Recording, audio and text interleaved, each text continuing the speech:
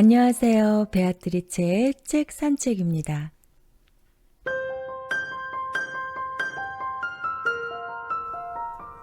머나먼 우주, 뛰어난 문명을 지닌 외계인이 생명력을 다한 그들의 별을 떠나 제2의 고향으로 지구를 선택합니다.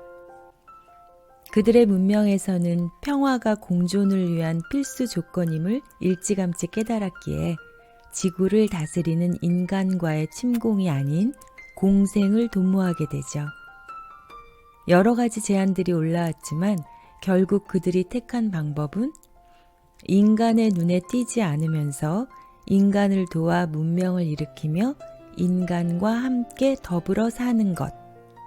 바로 인간의 몸을 숙주 삼아 인간과 공생하는 것이었습니다. 그들은 숙주로 택한 인간의 몸 중에서도 장을 주요 거처로 삼았습니다.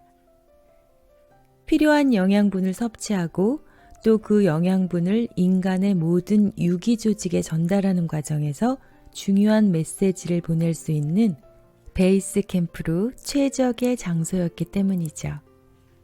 장에서 보내오는 메시지를 통해 인간은 지식을 배우고 문명을 일으키며 진리에 눈을 뜨기 시작했습니다. 때로는 인간의 무지로 많은 고통을 받기도 했지만 그들은 인내로서 그 고통조차 진화로 이어가는 지혜를 발휘했죠. 이렇게 평화를 사랑하는 외계인과 우리 인간은 오래오래 행복하게 살았답니다. 어떠세요? 이만하면 제가 소설 한 편 쓸 수 있지 않을까요? 네, 조금은 황당한 이야기 같지만 세상에는 이런 황당한 이야기들이 어느 순간 소설로 만들어지고 또 어느 순간 사실로 증명되는 것을 종종 확인할 수 있습니다. 저의 이 황당한 이야기 역시 그 유명한 칼 세이건의 코스모스나 부인 앤드리안의 코스모스 가능한 세계들을 읽다 보면요. 그들의 과학적, 천문학적 접근 방식에 고개를 끄덕이게 되고 전혀 불가능한 이야기만은 아니겠다 싶으실 겁니다. 칼 세이건 부부의 코스모스 시리즈가 이 황당한 이야기의 과학적 근거 자료가 될 수 있다면 오늘 제가 소개해드리는 책은 우리 몸속 장에 거주하고 있는 선한 외계인에 대한 그리고 그들과 공생하는 방법에 관한 의학적 지침서라고 보시면 될 듯 싶습니다. 오늘 소개해드릴 책은요. 오래도록 젊음을 유지하고 건강하게 죽는 법입니다. 우리 모두가 원하는 것이겠죠? 저자 스티븐 R. 건드리는요. 세계적인 심장 전문의로 유명한 분이시고요. 특히 마이크로바이옴, 즉 미생물군 유전체를 구성하는 박테리아인 장내 미생물 연구를 통해 모든 질병과 건강, 그리고 노화 방지의 해법을 찾아냄으로써 장내 유익균 신드롬을 일으킨 장본인이기도 합니다. 이 책에는 의학 용어가 많이 나오긴 하지만 역시나 코스모스에서처럼 대가들은 어떤 분야에서건 그들의 전문적인 지식을 참 편하고 쉽게 전달하는구나 싶었고요. 저는 이과 계통은 관심도 없을 뿐더러 전혀 문외한이지만 건강에는 워낙 관심이 많아서 관련 서적을 꽤 많이 읽어왔음에도 불구하고 제 잘못된 생활 습관에 작은 변화를 경험할 수 있게 해준 책이어서 참 좋았습니다. 앤드리안의 코스모스 가능한 세계들에서는 빅뱅 이후 바다 및 최초로 생명의 불꽃이 일었던 시점으로부터 약 10억 년이 흐른 뒤 드디어 생명이 전 지구적 현상으로 확산되었음을 소개합니다. 바닷속에서 출발했던 생명이 드디어 육지 위로 올라왔다는 이야기인데요. 이것은 오늘날까지 단 한 번도 패배하지 않은 생명의 놀라운 챔피언, 남세균 덕분이었죠. 네, 우리가 알고 있는 바로 그 박테리아입니다. 이 작은 외계인은 햇빛을 당으로 바꾸는 광합성을 통해서 스스로 먹을 것을 만들어내고 지구에 출현한 뒤 4억 년 동안 이산화탄소를 섭취하고 산소를 내놓아서 노랗던 하늘을 파랗게 바꿔놓았어요. 산소 없이도 자라고 분열할 수 있었던 덕에 박테리아들은 혐기성 환경과 비슷한 동물의 대장으로 자리를 옮겨서 그들에게는 치명적인 산소를 피해 수십억 년 동안 살아남을 수 있었습니다. 이렇게 우리의 몸은 박테리아가 살아가는 집이 되었고, 따라서 우리의 운명은 그 박테리아들의 운명에 달려있다 해도 과언이 아니게 되었죠. 내 몸을 이루는 세포의 90%는 인간 세포가 아니다. 나머지 90%는 우리 몸 안팎에 사는 박테리아와 바이러스, 곰팡이, 기생충의 세포로서 인간으로서는 미생물군 유전체를 위한 혹은 세균들을 위한 숙박시설이다. 그들의 집이 곧 우리인 것이다. 우리가 그들에게 쾌적하고 아늑한 안식처를 제공하면 그들은 훌륭한 입주민이 되어줄 것이다. 그러므로 1%를 돌보는 데 집중하지 말고 우리를 구성하는 99% 유전자에 더 관심을 가져야 하지 않을까? 그들의 생존은 말 그대로 우리에게 달려있고 우리의 생존도 그들에게 달렸다. 장 속 친구들에게 원하는 것을 주면 그들도 우리에게 은혜를 갚는다. 네, 어쩌면 이 책의 핵심이라고 할 수 있는데요. 여기서 언급된 장 속 친구들이 지금부터 여러분께 소개해드릴 선한 외계인, 바로 장내 유익균입니다. 책을 모두 읽고 나면 여러 가지 생소한 용어들이 머리 위를 맴돌지만 그중 2개만큼은 확실히 기억에 남는데요. 바로 선한 외계인, 우리 친구인 장내 유익균과 언제나 톰과 제리처럼 장내 유익균을 쫓아다니며 자기 존재감을 과시하는 말썽꾸러기 렉틴이라는 화합물입니다. 장내 유익균과 미토콘드리아는 모두 고대 박테리아에서 진화했다는 사실 말고도 공통점이 많다. 장내 유익균이 우리가 먹는 음식을 소화하는 동안 미토콘드리아는 에너지를 생산하기 위해 영양분을 분해한다. 미토콘드리아는 세포가 빨리 자랄지 아예 자라지 않을지를 결정한다. 이것은 미토콘드리아가 노화 과정에 중요한 역할을 한다는 사실을 의미한다. 장내 유익균의 가장 많은 문제를 일으키는 화합물은 렉틴이다. 렉틴은 식물이 동물에 먹힐 때 보호막으로 작동하는 끈적끈적한 단백질이다. 제가 장내 유익균과 렉틴을 선과 악이 아닌 톰과 죄리라고 말씀드린 이유 아시겠죠? 식물이 동물에 먹힐 때 어떻게든 살아보겠다고 보호막으로 작동하는 끈적한 단백질, 렉틴이 결국 동물에게는 독이 되겠지만 왠지 모를 연민이 느껴지더라고요. 렉틴을 악으로 규정하여 제거하려기보다는 우리가 좀 더 관심을 기울여 공생하는 방법을 찾아보는 것이 좋지 않을까요? 항생제는 폐렴과 폐혈증 등의 원인균을 죽여서 수많은 생명을 구했다. 하지만 장내 유익균에게는 내가 사는 집 한가운데 떨어지는 폭탄과 같다. 사실 인간의 비만은 장내 세균의 다양성이 줄어드는 것이 특징이다. 항생제 과용은 비만이 되게 하고 더 빨리 죽음에 이르게 한다. 네, 악을 제거하려는 선한 행동이 오히려 더 큰 악이 될 수 있다는 것을 단적으로 알려주는 교훈인데요. 모든 광범위 항생제는 장내 미생물에 최대 2년까지 영향을 준다고 합니다. 그래서 건드리 박사는 절대 조심해야 할 음식물 몇 가지를 제시하는데요. 그중 하나가 사육된 가축의 육류입니다. 일반적으로 사육하는 가축은 도살하기 전까지 병에 걸리지 않고 충분히 살찌우기 위해 엄청난 양의 항생제를 먹인다네요. 따라서 육류나 유제품, 동물성 식품을 먹으면 항생제도 함께 먹는 것이나 다름없다는 것이죠. 건드리 박사가 극구 말리는 음식물 중 또 하나는 장내 유익균의 적, 바로 설탕입니다. 좋은 세균은 성장과 번식을 위해 다당류라는 복합 설탕 분자가 필요하지만 나쁜 세균은 우리 입으로 들어오는 단순당을 먹고 자랍니다. 설탕이 건강과 장수에 절대적 재앙이 될 수밖에 없는 주된 이유 중 하나인데요. 단 음식을 너무 많이 먹으면 좋은 균을 굶어 죽게 하고 나쁜 균은 오랫동안 무럭무럭 자라게 되는 거죠. 과일에 들어있는 당분인 과당도 미토콘드리아를 죽이는 도구로 밝혀졌고요. 설탕 대체제도 다를 바 없다고 건드리 박사는 말합니다. 고기도 먹지 말라 하고 과일도 안 좋다 하고 저처럼 고기 과일을 좋아하시는 분들은 도대체 어쩌라는 걸까요? 다행히 감사하게도 모든 고기와 과일을 금지하는 것은 아니고요.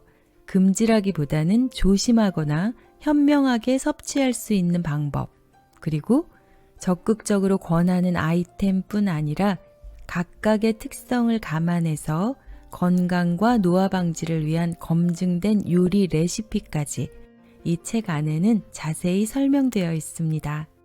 이 책이 460페이지 정도로 살짝 두꺼운 책인데요. 뒤쪽 3분의 1이 먹어야 할 음식과 먹지 말아야 할 음식, 레시피 등이 소개되어 있으니까요. 이것들을 다 소개해드리고는 싶지만 너무 많으니 이는 책을 참조하시면 좋을 것 같습니다. 호르메시스, 즉 작은 스트레스에 대하여 유기체가 호의적으로 반응하는 현상 때문에 적당한 운동이나 칼로리 제한 등과 더불어 간헐적 단식을 권장하기도 합니다. 이와 관련해서 제가 특별히 기억하는 것은요. 장내 유익균이 올리브유에 들어있는 폴리페놀을 아주 좋아한다는 사실. 그래서 올리브유는 일주일에 1리터 정도가 권장량이라는 것입니다. 양이 너무 많아서 내가 잘못 봤나 하고 다시 보기도 했네요.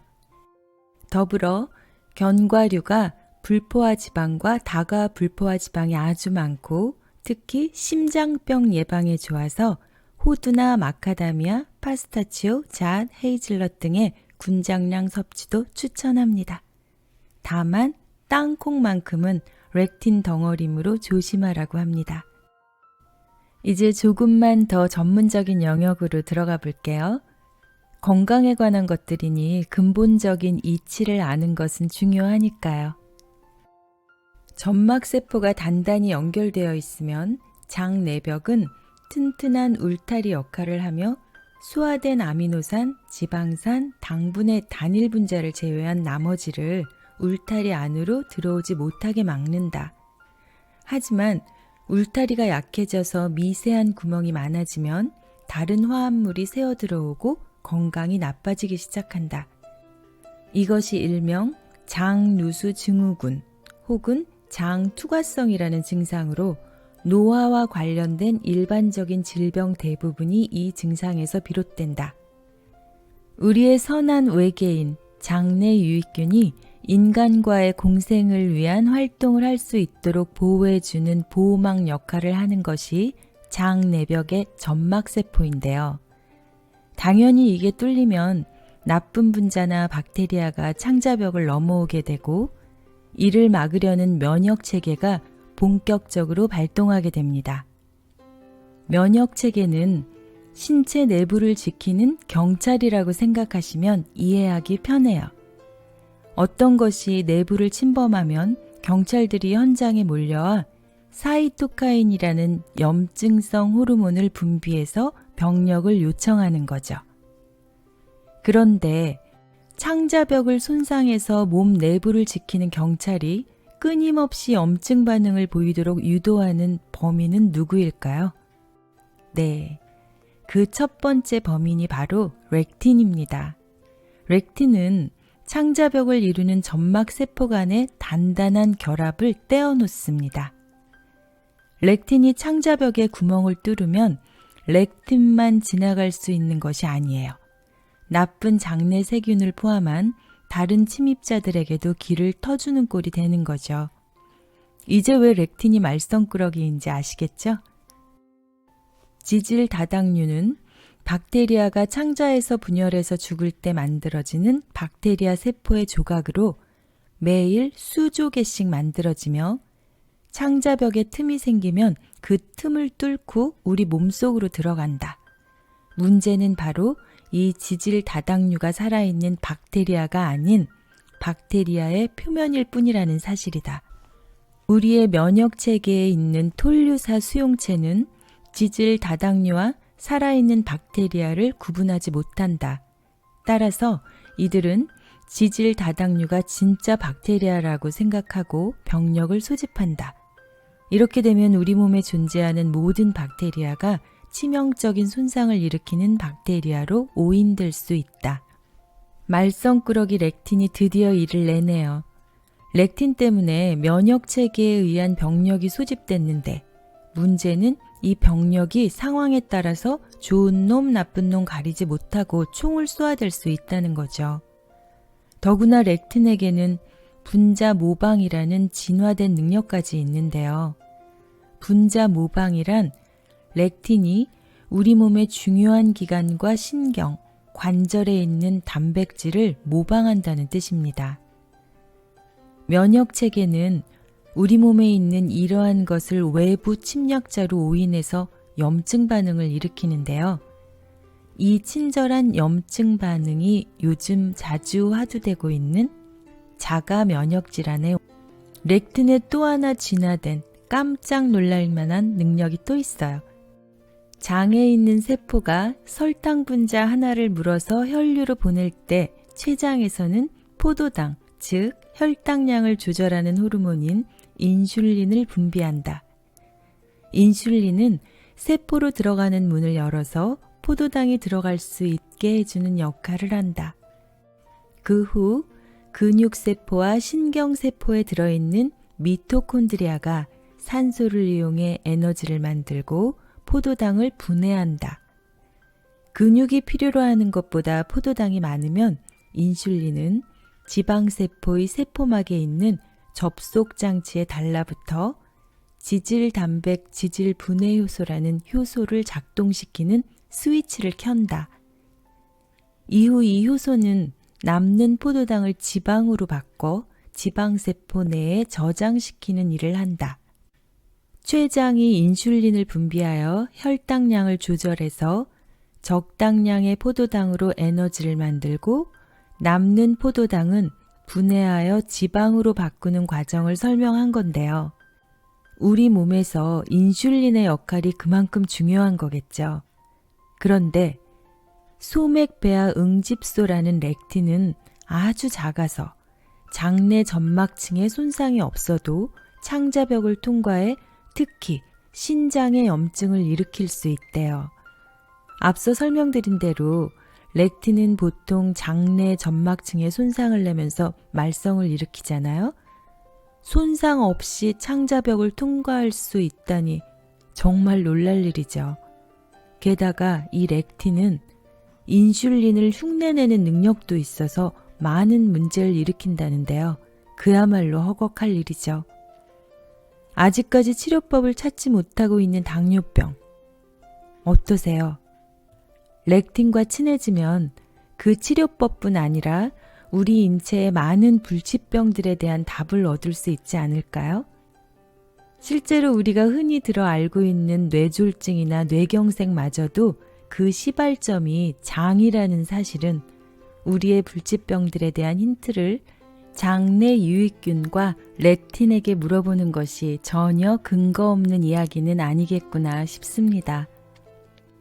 코스모스 시리즈를 읽으며 장이 인체의 베이스 캠프가 될 수 있겠다 고개를 끄덕였고 오래도록 젊음을 유지하고 건강하게 죽는 법을 읽고 나서는 이를 확신하게 되었는데요. 장을 거주지로 삼아 인간과 공생하려는 장내 유익균, 그리고 가는 곳마다 문제를 일으키는 말썽꾸러기이지만 우리가 장내 유익균을 도와 잘만 관리한다면 뜻밖의 많은 선물을 줄 수 있는 렉틴. 조금만 신경 쓴다면 이들과의 공생관계를 다져가며 오래도록 젊음을 유지하고 건강하게 죽을 수 있지 않을까요? 베아트리체의 책 산책이었습니다.